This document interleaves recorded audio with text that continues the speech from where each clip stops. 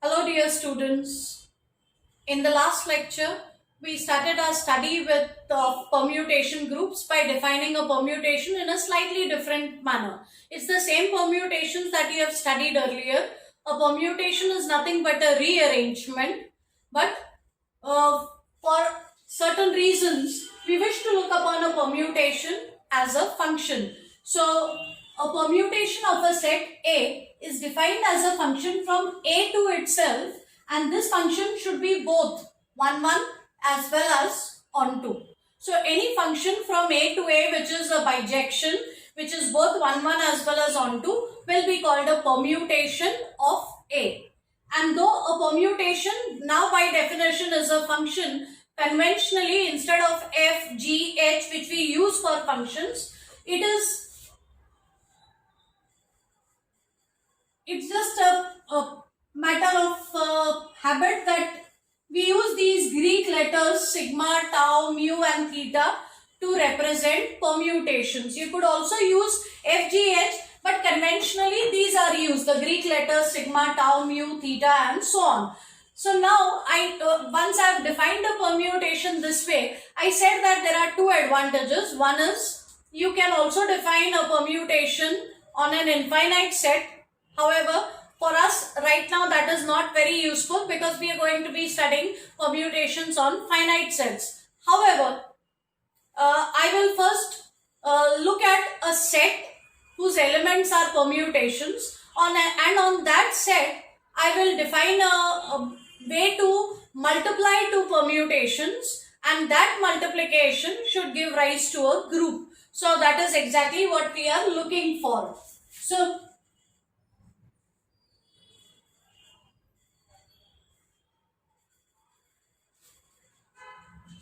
let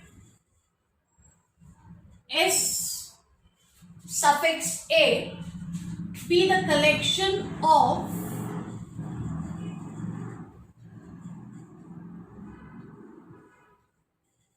all permutations of a set A. So I take all possible permutations of A, that means all possible functions from A to A which are bijections, and on this set I now intend to define a way of multiplying two elements which will make it a binary operation. So firstly, this set SA looks like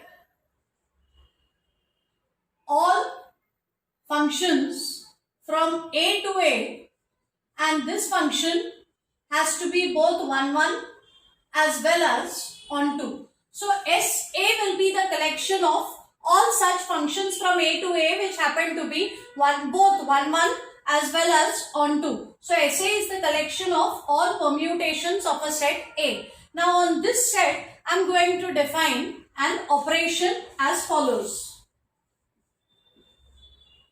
Let sigma and tau belong to SA.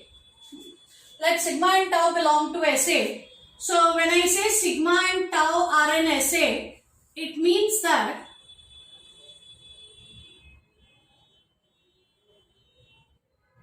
tau is a function from A to A, and this function is both 1, 1 as well as onto. Similarly, when I say that sigma is in SA, it means that sigma is a function from A to A which is both 1, 1 as well as onto. Now because this is the biggest advantage of thinking of a permutation as a function, there is a very natural way of multiplying these two functions, and that is by using the composition. So we look at sigma circle tau. This circle stands for the composition of functions. So we define the product of these two elements as sigma circle tau. And once again, just for convenience, we use juxtaposition and write this as sigma tau. So it is understood that between these two permutations, the operation that I have is composition of functions, and this operation because it happens to be a kind of multiplication between two permutations, we will call this operation as permutation multiplication.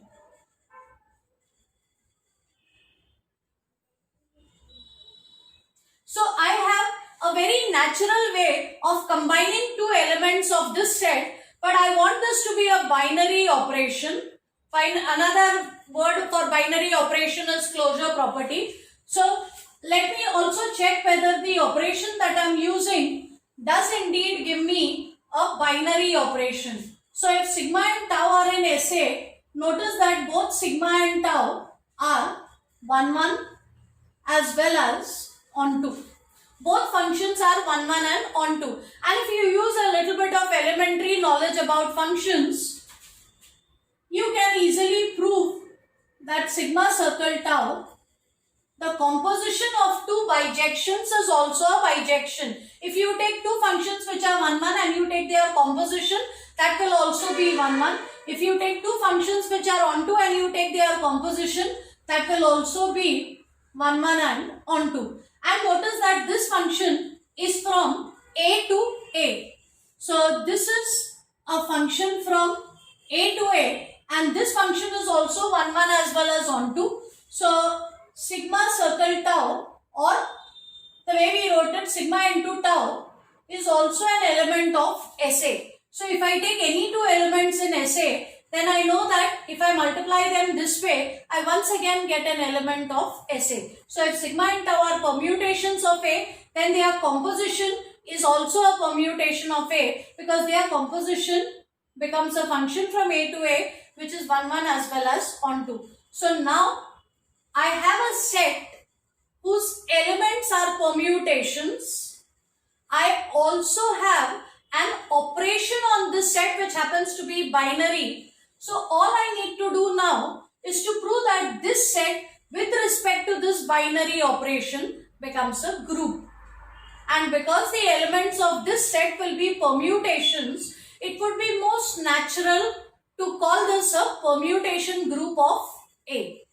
So let us now proceed to prove that this set will actually give rise to a group.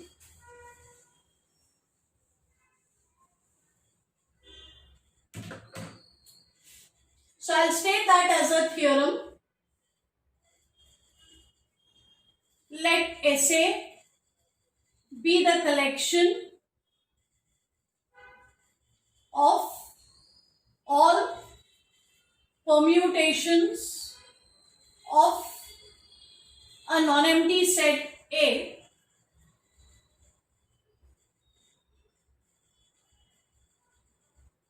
then this set with respect to composition of functions becomes a group.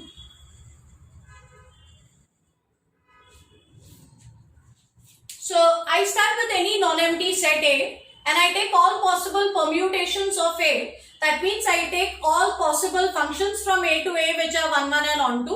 I put them in this set, and on this set I use the operation of permutation multiplication, which is nothing but composition of functions, and I wish to now prove that this set with respect to this operation becomes a group. So usually I have always said that when you want to prove that something is a group, you must first make sure that the given operation is binary or closure property is satisfied for that operation. But we have already checked whether it's a binary operation. So let us just make sure that all other properties are satisfied.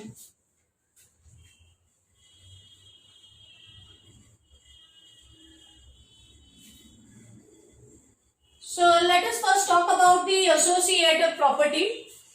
Again, one needs to use a little bit of elementary knowledge about functions. We know that composition of functions is associative. So associative property is satisfied.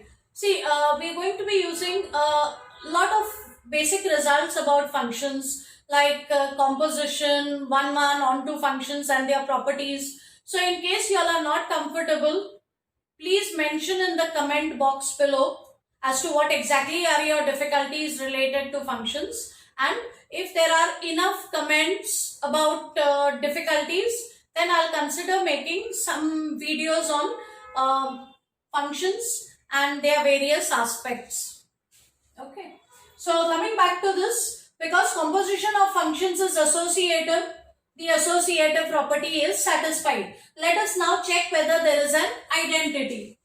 We know that from A to A, we have this identity function which will map every element to itself. So, and it is not difficult to prove that this function is both 1, 1 as well as onto. So, this I, the identity map, is also a permutation of A, and therefore identity lies inside our set.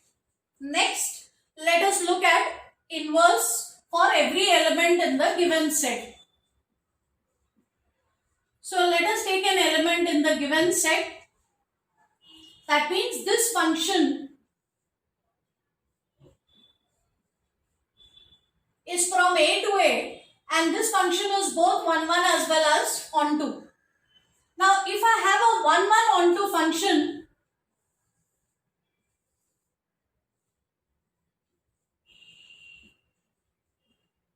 if this function is both 1, 1 as well as onto, then the inverse is also going to be a function because there is no sharing, there is no element left out.